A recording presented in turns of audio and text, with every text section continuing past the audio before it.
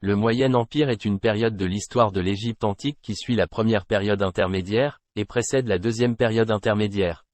Il couvre une période allant des environs de -2033 à -1786 et a connu 2 ou 3 dynasties, la fin de la 11e dynastie de -2106 à -1963 avant notre ère, ce n'est que sous Montuhotep II, vers -2033, lorsque le pays est réunifié, qu'on considère que la première période intermédiaire prend fin et qu'ainsi débute le Moyen Empire. La 12e dynastie de -1963 à -1786, âge d'or du Moyen Empire, le début de la 13e dynastie, parfois entièrement considérée comme faisant partie de la deuxième période intermédiaire, le début de la dynastie semble gouverner une Égypte unifiée, même si la succession des rois est floue et rapide.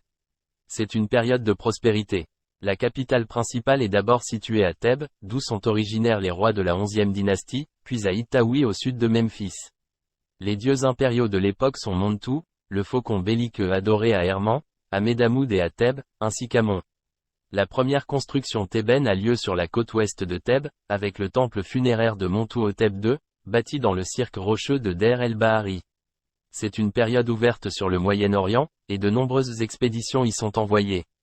Les principaux souverains qui les conduisirent sont les Sésostris et les Amenemhat. À cette époque sont construites les fondations de Karnak, par Sésostris Ier. Les rois du Nouvel Empire les détruiront pour construire le Karnak actuel.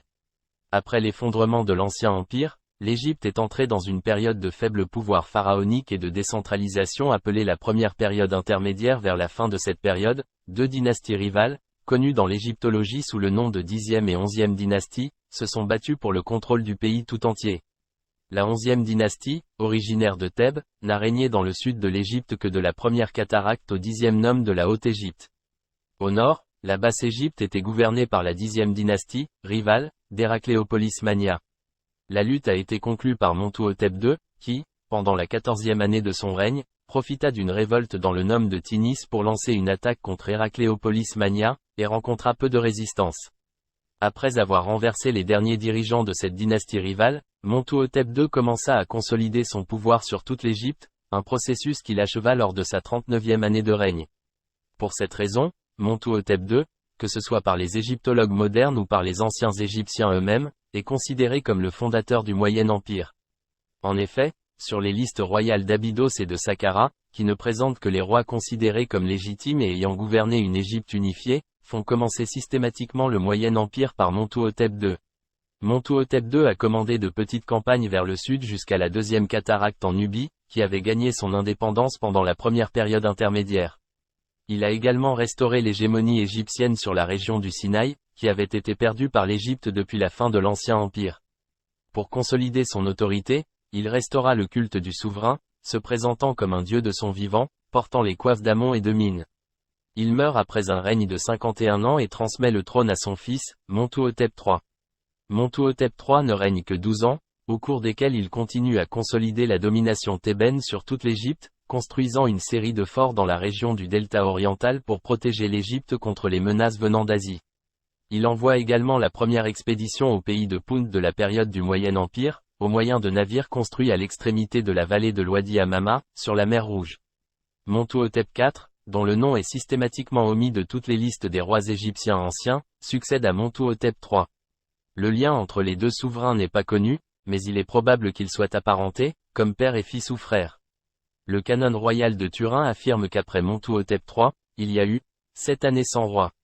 Malgré cette absence, son règne est attesté par quelques inscriptions dans la vallée de l'Ouadi Hamama qui témoignent d'expéditions sur la côte de la mer Rouge et de carrières de pierre pour les monuments royaux. Le chef de cette expédition était son vizir Amenemhat, qui est largement considéré comme le futur pharaon Amenemhat Ier, le premier roi de la 12e dynastie. L'absence de Montuhotep IV des listes des rois a incité la théorie qu'Amenemhat Ier a usurpé son trône. Bien qu'il n'existe pas de récit contemporain de cette lutte, certaines preuves circonstancielles peuvent indiquer l'existence d'une guerre civile à la fin de la 11e dynastie. Les inscriptions laissées par un certain Néri, le Hatti à Dermopolis, suggèrent qu'il a été attaqué à un endroit appelé Chediécha par les forces du roi régnant, mais ces forces ont prévalu. Pneumhotep Ier, un fonctionnaire sous Amenemhat Ier, prétend avoir participé à une flottille de 20 navires envoyés pour pacifier la Haute-Égypte. Donald Bruce Redford a suggéré que ces événements devraient être interprétés comme la preuve d'une guerre ouverte entre deux prétendants au trône. Ce qui est certain, c'est que, quelle que soit la manière dont il est arrivé au pouvoir, Amenemha Ier n'était pas de naissance royale. Plusieurs indices, la prophétie de Néferti et le nom de la mère du roi, laissent à penser qu'il serait issu d'une région située au sud de Thèbes, et de mer nubienne.